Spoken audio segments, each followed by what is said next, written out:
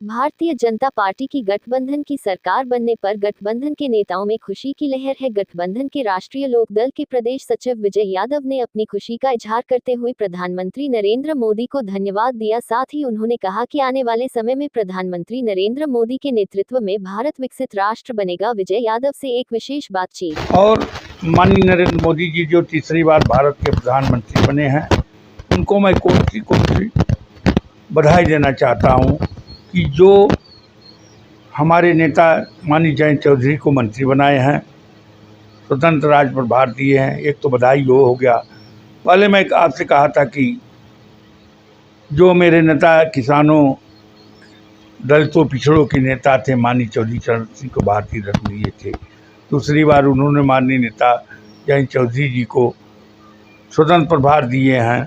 मैं उसके लिए बधाई देना चाहता हूं और आपसे कहना चाहता हूं कि चुनाव के समय जो हमारे गठबंधन के लोगों को झूठा प्रचार कर रहे थे, सपा और कांग्रेस को लोग, उनसे मैं कहना चाहता हूं कि आप लोग ने कहा कि 400 पार हो जाएगा तो हम संविधान बदल देंगे। नरेंद्र मोदी जी ये झूठी अफवाह उठाए, लेकिन मैं कहना चाहता हूं कि डॉक्टर अंबेडकर साहब हमारे पूजनीय हैं और जो संविधान बना दिए हैं, किसी के पास दम नहीं है कि इनको संविधान को ख़त्म किया जा सकता है। जो पिछड़े दलितों को एक सम्मान मिला है। और ये माननीय अखिलेश यादव जी अपने समाजवादी, अपने परिवार के बारे में सोचते हैं, दूसरे गैर यादव के बारे में नहीं सोचते हैं।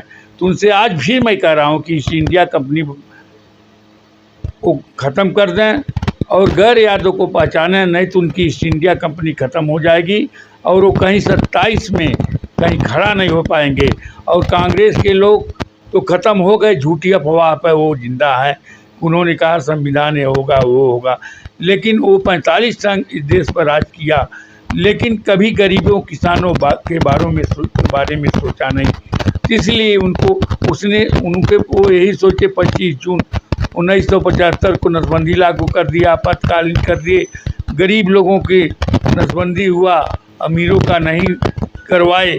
इसलिए उनकी ईस्ट इंडिया कंपनी और झूठ बोलने वाले कांग्रेस के नेता राहुल गांधी भी, उनकी भी अब राजनीतिक हैसियत पता चल गया। इसलिए नरेंद्र मोदी जब तक रहेंगे, चौथी बार भी प्रधानमंत्री माननीय नरेंद्र मोदी जी बनेंगे। अब मेरा राष्ट्रीय लोकदल का गठबंधन भाजपा से रहेगा हमेशा। जो भाजपा गरीबों, किसानों के लिए काम कर रहा और करेगा। और गोरखपुर में जो पूर्वांचल में अधिकारी हैं, जो गलत सपा के प्रचार किए हैं, उनको खैर नहीं।